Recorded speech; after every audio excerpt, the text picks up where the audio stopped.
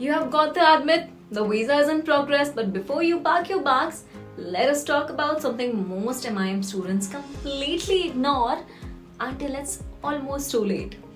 Your resume. Yes, the ones you will be submitting for job applications right after you land or even when you're sitting in the class, right? Now, if you think you will just update it later when placements start, please think again, because by then it is pretty late and rushed. The time to build your MIM resume is legit now before you even leave for your program. In this video, I will walk you through how to start building a high converting, recruiter-friendly resume even before your first class begins. We will talk about what to include, how to frame your story in your resume, and what really recruiters actually look for in MIM candidates when they recruit, whether you are targeting consulting, finance, tech, or anything in between. Let's start with what makes the MIM resume different from your usual college CV. Most students use a very basic one-page format that lists academics, internships, and a few hobbies, right? But MIM resumes are pretty different. They are business school resumes, and top recruiters expect them to follow certain standards, right? Clean formatting, strong bullet points, basic, okay? Quantified results, and a story that connects your past to your future goals. It's not about listing every project you have done, but rather it's about showing impact, right? And trust me, you already have a lot more to showcase than you think. First, open a fresh document and build a basic structure. Your name and contact details, go on top. Then come the sections: education, work experience, projects, leadership and activities, skills, and optionally, okay? Certifications or languages as well. If you are targeting jobs in Europe or let's say the UK, one page is pretty standard. Keep it concise, clean, and to the point. Now let's start with the education section. Mention your undergraduate degree, very well defined, university, graduation year, and any notable achievements as well, like being on the Dean's list, GPA above 8.0, or key coursework like data analytics, financial accounting, or strategic management. If you have done online certifications, let's say from Coursera, edX, or Harvard Online, add them in a separate section below. Very important. Only if they are relevant to the roles you are applying for though. Now comes work experience. This is the most important section. Even if you have just done internships, or let's say you have freelanced, or you have done work relevant to that, please do include it. What matters is how you frame it, okay? Not what you are really putting it there. Each entry should have the company name, your role, the duration, and 2 to 3 bullet points describing what you did there. But do not just say worked on marketing. You can say developed a digital campaign that increased Instagram engagement by 28% in 3 months. Use that number. Show impact. Use action verbs like led, built, created, improved, streamlined.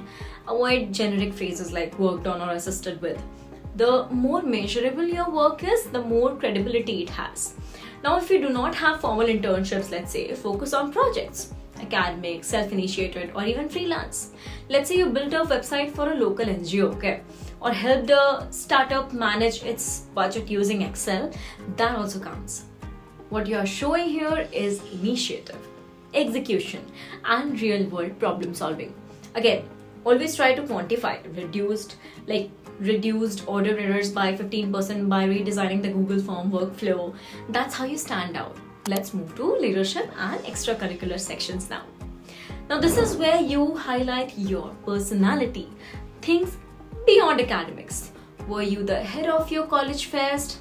Let's say, did you lead a team in a case competition? Did you volunteer at Teach for India? These things do matter, okay? These show that you can work in teams, lead people, and take responsibility. All traits recruiters value very highly. Now, let's talk about skills. Divide them into hard skills and soft skills very well. Hard skills are things like Excel, SQL, Power BI, Canva, Tableau, or Google Analytics. Soft skills could be public speaking, collaboration, or problem solving. Keep this section absolutely neat. Use bullet points or a grid, okay? Don't put any paragraphs. Optionally, if you know multiple languages, include that, especially if you are targeting jobs in Europe, German, French, or Spanish, even at beginner level, can give you an edge. Now let's address a big mistake students make. They wait to build their resume until they are already abroad. That's genuinely very late, because the minute you land there, you will be flooded with orientation sessions, housing setups, culture shock, coursework, and etc. And within a few weeks, companies like BCG, Amazon, PwC, and L'Oreal will start hosting networking sessions and early application rounds. If your resume is not ready, you will miss out. So what should you do right now, even before you fly? 1. Create a master resume. 2. Include every project, internship, leadership role, and activity you have ever done, even the smaller ones. Then when a job comes up, you can tailor a one-page version based on what's relevant. Now, the third one, build a template that's ATS friendly. Use clean fonts like Calibri or Arial, avoid columns, text boxes, or graphics. They mess with resume a little more, right? 3. Ask for feedback. Share your draft with your mentors, alumni, or even platforms like LinkedIn. Fresh eyes will always catch what you miss. And here's a secret. Top MIM schools often provide resume books to recruiters before placements begin. Now, these resume books are circulated among partner firms, and if your resume is not ready by then, you are out of the loop. So, the earlier you polish it, the better your visibility. Now, let's quickly talk about tailoring. If you're targeting consulting, your resume should highlight structure, problem solving, and leadership.